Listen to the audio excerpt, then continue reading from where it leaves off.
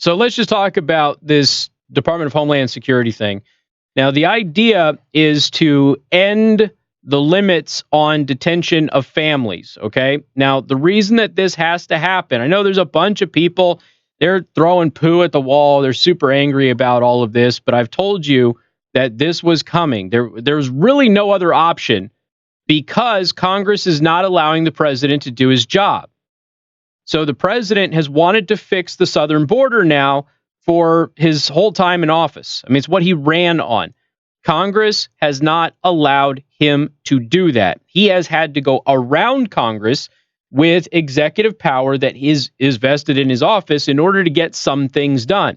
And as we highlighted yesterday, some of those renovations and new sections of the wall that have been put up are effective. There's video that was released by the Border Patrol.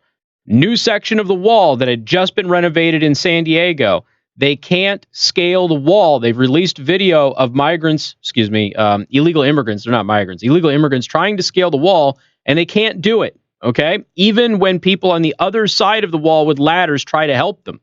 This is hugely successful in the areas that those renovations have been done. Remember, part of what President Trump did is he renovated old wall into the new wall. And so there's some new wall sections that are going up there, but when he took the old wall that was easily scalable and passable and upgraded it to the new wall, those areas have become much more secure. So since he's not been allowed to fix this issue, we have a massive surge of families. A lot of those families end up not being families. A lot of those families end up being adults who are using other people's kids. Some of those kids are slaves. Some of those kids have been kidnapped. Some of those kids are actually adults and are gang members. We've run into all of this before. We've got women who are saying that people are offering them large sums of money to use their kids to smuggle themselves into the United States. Okay, this is one of the reasons that we have to separate people once we get them. We have to determine if they are, in fact, a family unit. We have to determine that that child is not in any danger.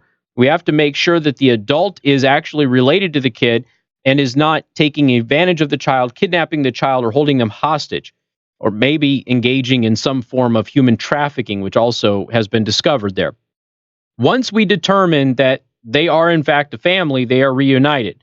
Now, the problem with all of this is we are not allowed to hold children for extended periods of time. And what has to happen is they have to be released. Well, if we release them, but the parents aren't being released yet, we have to have a place for the kids to go. Right now, the government takes them in, basically as foster kids, until a permanent solution is found or the parents are granted their asylum requests or what have you, or they're deported back home, and then the families are reunited.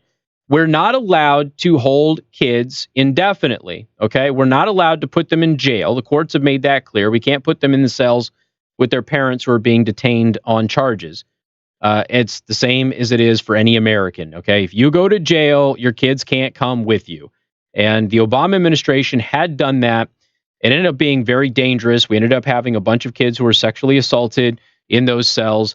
And you also have to understand that the families were not kept together. The dads were separated out. The men were separated away from the women and the kids. The women and the kids were put together, and the kids were still being sexually assaulted by other women. So this is a huge issue on the southern border. Now, you have to understand also that we are dealing with third world countries. Their standard of living, their moral code, the way that things operate with adults interacting with children is very different than they are here. If you go to Mexico, okay, it is not uncommon for adult men to have sexual relations with, young teenage girls. It is not uncommon at all. 13, 14, 15 years old. This is something that is routine in Mexico, just in Mexico, right there across the border. Most Americans don't realize that. It's one of the reasons I tell people with teenage daughters, don't you dare go to Mexico. It's way, way too risky. They get assaulted on a regular basis. They get kidnapped on a regular basis, especially if they are blonde. So now, the federal government, based on everything that has been happening over the past couple of years with this massive surge of people, keep in mind, 100,000 people, the population of the city of South Bend, comes across the southern border every single month. Okay? Every month. Not every year, every month. That system, who is now dealing with these asylum claims, the vast majority of which are frivolous, is behind. They are behind by months.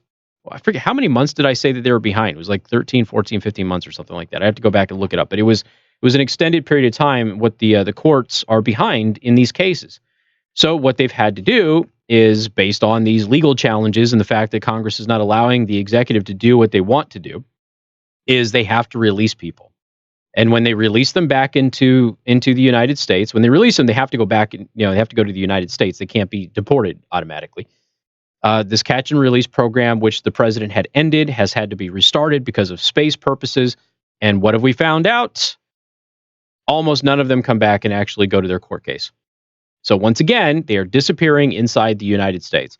So the Trump administration has announced today that it is going to move to end the court agreement that allows for migrant families to be detained longer as their cases are being considered instead of having to release them after 20 days. So this is what the administration wants to do. So right now they've got to release them after 20 days. They do release them. They never come back. They never come back to face their hearing. And the reason they don't come back to face their hearing is because they know they're lying and why they're here.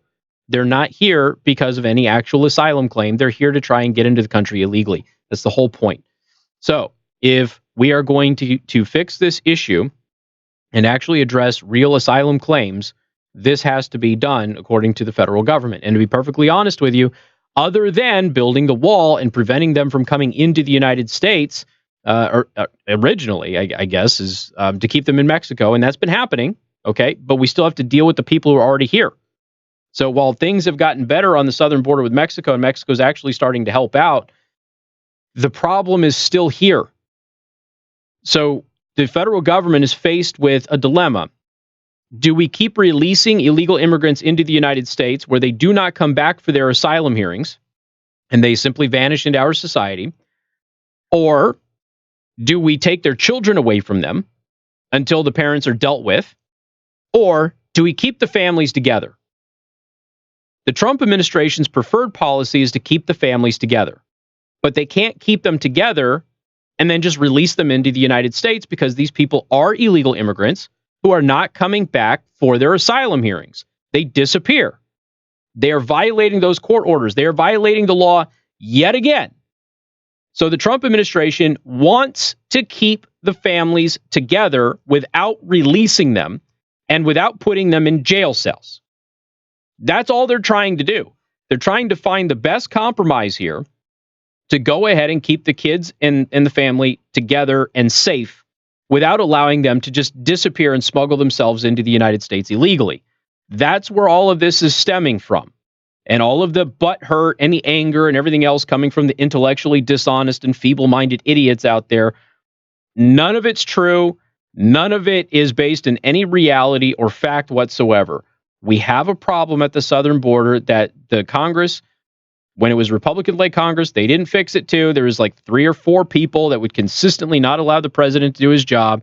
Now that the Democrats are in control of the House, they are not on board at all. They're not trying to fix this. I've already told you before, the president has already offered numerous concessions on this thing many, many times. The Democrats have rejected all of them outright.